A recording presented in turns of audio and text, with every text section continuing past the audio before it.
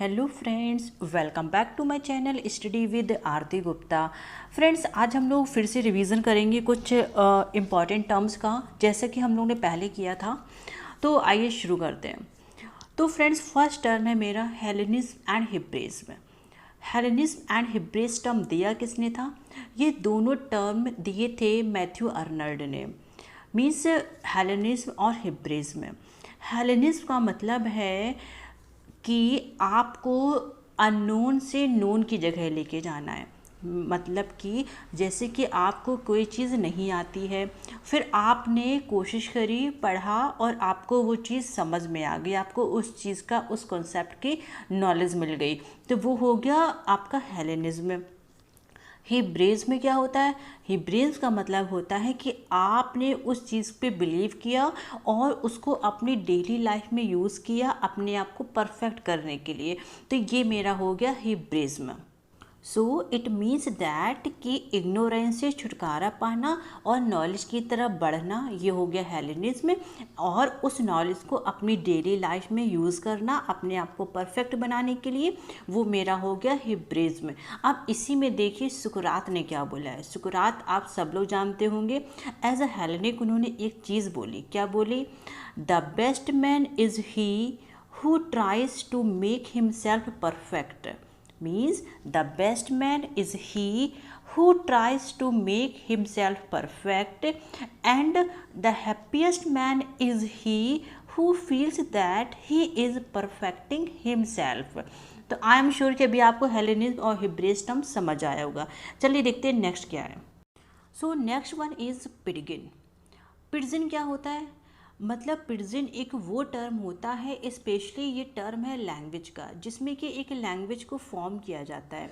Means जैसे कि दो लोग मिले आपस में, लेकिन उन दोनों लोगों को एक दूसरे की लैंग्वेज नहीं आती है, तो वो कुछ शॉर्ट टर्म के लिए जब तक वो बात करेंगे तो कुछ एक बीच का रास्ता निकाल लेंगे और मिली जुली लैंग्वेज को मिला के एक दूसरे से कम्युनिकेट करेंगे। तो जो उन्होंने वो मिला जुला के लैंग्वेज यूज़ करी और बनाई और अपने कम्युनिकेशन को कंप्लीट किया, तो वहाँ पे मेरा हो जाता है पिडजिन। अभी आपको समझ आया होगा कि क्या है। और ये शॉर्ट टाइम के लिए होता है। शॉर्ट टाइम के लिए क्यों होता है? क्या वो लैंग्वेज कोई ऑथेंटिक लैंग्वेज तो बन नहीं गई है कि अब उसको वेरीफाई कर दिया गया है वो लैंग्वेज चलेगी ही? ऐसा तो है नहीं बिल्कुल भी। तो अभी आपको समझ आ गया होगा थोड़ी देर के लिए, जब दो इंसान, ऐसा तो नहीं कि एकदम सालों के लिए मिले हैं, वो एकदम अलग ही नहीं होंगे। थोड़ी देर के लिए मिले, उन्होंने बीच की एक ऐसी लैंग्वेज फॉर्म कर ली जिससे उन दोनों का काम बन जाए और वो दोनों लोग कम्युनिकेशन कर लें। तो अब देखते हैं क्वेश्चन क्या पूछा गया था। नेट के पेपर में पूछा गया था, which of the following aptly names the language resulting from the contact of two mutually unintelligible language system. मतलब दो लैंग्वेज का जो म्यूचुअली रिलेशन है, वो जो लैंग्वेज फॉर्म होती है उस लैंग्वेज का नेम क्या है? तो एग्जैक्टली उस लैंग्वेज का नेम है पिडजिन। ठीक है। अब देखिए इसी कॉन्सेप्ट से एक राजस्थान पब्लिक सर्विस कमीशन के एग्ज़ाम में क्वेश्चन पूछा गया था। वो ये है, a limited speech code useful only in a limited situation is called. I am sure कि आपको आंसर आ गया होगा पिडजिन। मतलब कि लिमिटेड टाइम के लिए एक सिचुएशन थी, लिमिटेड टाइम के लिए उस सिचुएशन में आपने एक स्पीच कोड यूज़ किया लिमिटेड टाइम के लिए, और तो वो मेरे क्या कहलाया? वो मेरा कहलाया पिडजिन। तो चलिए देखते हैं कि अब नेक्स्ट क्या है। फ्रॉडियन स्लिप का मतलब क्या होता है? देखिए कभी कभी ऐसा होता है कि जैसे मैंने कोई लाइन बोली, ठीक है, तो उसमें क्या होता है ना, कुछ गलत निकल जाता है, जिसको हम बोलते हैं it is a slip of tongue. Means हम बोलना तो कुछ और चाहते थे पर अनकॉन्शियसली मेरे मुंह से कुछ और निकल जाता है। हो सकता है कि उस टाइम मेरा दिमाग कहीं और हो, तो अनकॉन्शियसली जो चीज़ निकल जाती है मुंह से हमारे, वो उस सेंटेंस में जो मिस्टेक हो जाती है, जो एरर हो जाती है, उसको हम बोलते हैं फ्रॉडियन स्लिप।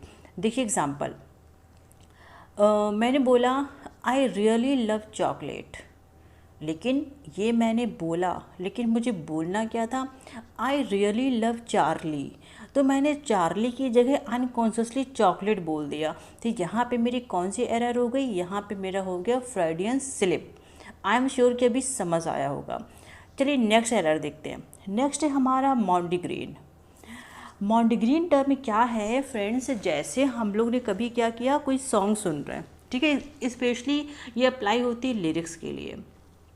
हम लोग कोई सॉन्ग सुन रहे हैं और वो सॉन्ग सुना हमने, लेकिन उसका जो कुछ वर्ड्स था वो मिस हर्ड हो गया, मिस था कुछ और हमने सुन कुछ और लिया। फिर हमने दोबारा सोचा अरे ये इसमें कैसा टर्म यूज़ किया है, कैसा वर्ड यूज़ किया है, तो वो जो सुनने में एरर हो गई, मिस हर्ड हो गया, उसको हम बोलते हैं टर्म को मॉन्डीग्रीन। देखिए एग्जाम्पल था hold me closer tiny dancer, ठीक है, ये मैंने सुना hold me closer tiny dancer, जबकि एग्जैक्टली सॉन्ग के लिरिक्स में क्या था, hold me closer Tony Danza. तो देखो टोनी डेंजा की जगह मुझे क्या समझ आया, टाइनी डांसर। तो ये जो मिस हर्ड हुआ, सुनने में मिस्टेक हुई, इसको हम क्या बोलते हैं, मॉन्डीग्रीन। आई एम श्योर कि अभी आपको समझ आ गया होगा। नेक्स्ट देखते हैं, एरर है एक एग कॉर्न। एग कॉर्न का मतलब होता है कोई ऐसा वर्ड जिसके लिए हमने इंटेंशनली एक सब्स्टिट्यूट वर्ड यूज़ किया, जो कि सिमिलर साउंडिंग वर्ड है और सेंस भी आ रहा है निकल के, लेकिन एग्जैक्ट वर्ड मैंने नहीं बोला, वहाँ पे होता है एग कॉर्न। देखिए कैसे, एग्जाम्पल मैंने बोला old timers disease, old timer disease मैंने जल्दी से बोल दिया, जबकि एग्जैक्टली क्या मैं बोलना चाहती थी, अल्जाइमर डिसीज़। तो यहाँ पे क्या हो गया, एग कॉर्न, अल्जाइमर की जगह मैंने यूज़ क्या किया, ओल्ड टाइमर डिसीज़। तो सेम मैच कर रहा था, प्रोनाउंसिएशन ऑलमोस्ट सेम था, सेंस भी निकल के आ रहा था, कोई समझ जाएगा सामने वाला अगर आप जल्दी बोलोगे। तो यहाँ पे क्या हो गया, एग कॉर्न। सेकंड अगर मैं एग्जांपल दूँ, मैडन नेम जिसको मिस बैचलर लड़की के लिए यूज़ करते हैं, उसकी जगह किसी ने जल्दी में बोल दिया intentionally matting name, miss matting name. तो यहाँ पे भी कौन सी एरर हो गई, एग कॉर्न। लेकिन यहाँ पे अनइंटेंशनली नहीं, अनकॉन्शियसली नहीं आपने यूज़ किया, इसमें आपने इंटेंशनली यूज़ किया, सिमिलर साउंडिंग वर्ड का यूज़ किया और जिससे एग्जैक्टली सेंस निकल के आ जाएगा। ये तो वही है ना जिसको नहीं आ रहा है, अब एग्जैक्टली वो नहीं बोल पा रहा है, तो उसने क्या किया, मिलता जुलता सोचा चलो यार यूज़ कर देते, सामने वाले को एनी हाउ समझ आ जाएगा और मैं फ्री हो जाऊंगा। तो वहाँ पे क्या हो जाता है, egg corn. I am sure कि अभी समझ आया होगा। चलिए देखते हैं नेक्स्ट क्या है। फ्रेंड्स, इस टर्म को बहुत फ्रिक्वेंटली पूछा जाता है और आपको पता भी होना चाहिए। तो टर्म है मैलप्रोपिज्म। अब मैलप्रोपिज्म आपको पता होगा, लेकिन फिर भी मैं कुछ ऐसा बता दूं शायद आपको ना पता हो। तो जो मैलप्रोपिज्म टर्म है ये एक इनकरेक्ट वर्ड होता है, ठीक है, जिसको एक्सीडेंटली यूज़ किया जाता है अपनी लैंग्वेज को, अपनी वोकैबुलरी को और भी ज़्यादा कोपियस बनाने के लिए, और जिससे वो कैरेक्टर जो इसको यूज़ करता है वो क्या हो जाता है, ह्यूमरस बन जाता है, मतलब हंसी का पात्र बन जाता है।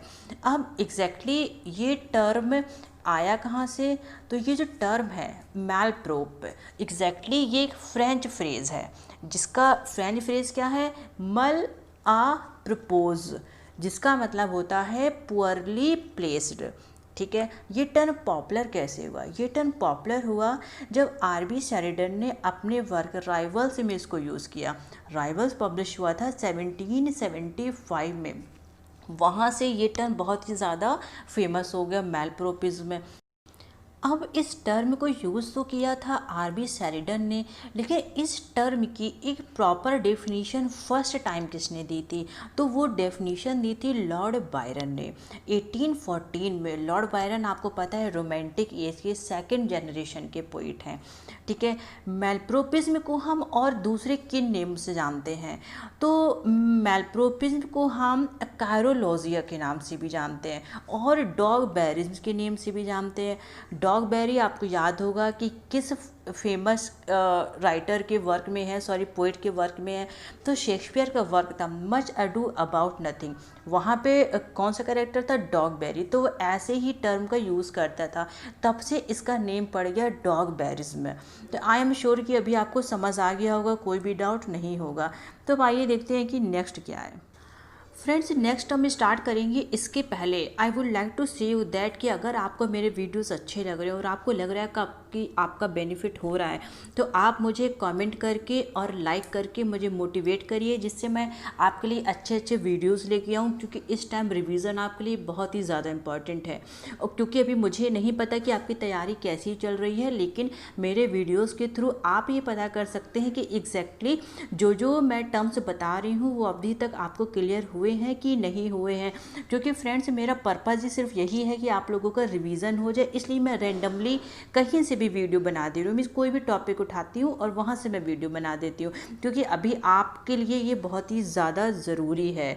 तो फ्रेंड्स मुझे कमेंट करना ना भूलिएगा और मेरे वीडियो को लाइक करिएगा और मुझे सपोर्ट करिएगा। तो आप देखते हैं मोस्ट इम्पॉर्टेंट कि आइसबर्ग थ्योरी। आइसबर्ग थ्योरी को और हम क्या बोलते हैं? आइसबर्ग थ्योरी को हम थ्योरी ऑफ ओमिशन भी बोलते हैं। इसको प्रपाउंड किसने किया था? तो इस थ्योरी को प्रपाउंड किया था और क्वाइन भी किया था किसने? अर्नेस्ट हेमिंगवे ने। अर्नेस्ट हेमिंगवे जो कि अमेरिकन राइटर थे, इन्होंने इस थ्योरी को लेके आए। अब देखिए एग्जैक्टली आइसबर्ग थ्योरी, और इसको हम थ्योरी ऑफ ओमिशन के नाम से भी जानते हैं। एग्जैक्टली ये है क्या? फ्रेंड्स जब अर्नेस्ट हेमिंगवे यंग एज में एज अ जर्नलिस्ट काम कर रहे थे, तो ये क्या करते थे? छोटे छोटे इवेंट्स के ऊपर तुरंत रिपोर्ट तैयार करते थे और न्यूज़पेपर में पब्लिश करा देते थे। तब तक तो ठीक था, मतलब बहुत ज़्यादा डीप नॉलेज नहीं देते थे, सिर्फ सरफेस लेवल की नॉलेज देते थे उस रिपोर्ट्स में जो कि न्यूज़पेपर में पब्लिश कराते थे। फिर जब ये राइटर बन गए और इन्होंने जब शॉर्ट स्टोरीज लिखी, तो इन्होंने इसी स्टाइल को फॉलो किया, मतलब सिर्फ सरफेस लेवल की नॉलेज दी, बहुत ही ज़्यादा डीप कॉन्टेक्स्ट नहीं लिया, और मीन्स मीनिंग भी बहुत ज़्यादा डीप नहीं बताई कि एग्जैक्टली इसकी अंडरलाइन थीम से क्या है। तो जब इस चीज़ को इन्होंने इस चीज़ के लिए भी फॉलो किया, मीन्स जो डीप मीनिंग थी उसको इन्होंने छिपाया, तो तभी से इसको बोला जाने लगा कि थ्योरी ऑफ ओमिशन। और थ्योरी ऑफ ओमिशन का यूज़ किसने किया? अर्नेस्ट हेमिंगवे ने, जिसको हम द आइसबर्ग थ्योरी भी बोलते हैं। तो आई एम श्योर कि अभी आपको कोई डाउट नहीं होगा, मतलब ऊपर ऊपर की नॉलेज देना, अंदर की जो डीप नॉलेज है, अंदर का जो मेन कॉन्टेक्स्ट है वो ना बताना शॉर्ट स्टोरीज में। तो अभी आपको समझ आ गया होगा। तो फ्रेंड्स आज की वीडियो में बस इतना ही रखते हैं, नहीं तो वीडियो बहुत लंबा हो जाएगा, क्योंकि बताने के लिए तो बहुत सारी चीज़ें हैं। तो आप पढ़िएगा फिर मुझे बताइएगा, अगर आपको ज़रूरत होगी तो फिर मैं एक दिन में 2 वीडियो भी बना दूंगी। बट एनी हाउ आपका फ़ायदा होना चाहिए, आपका रिवीजन हो जाना चाहिए। तो मुझे कमेंट ज़रूर करके बताइएगा कि exactly what do you want. तो फ्रेंड्स आज की वीडियो में बस इतना ही। Thank you so much.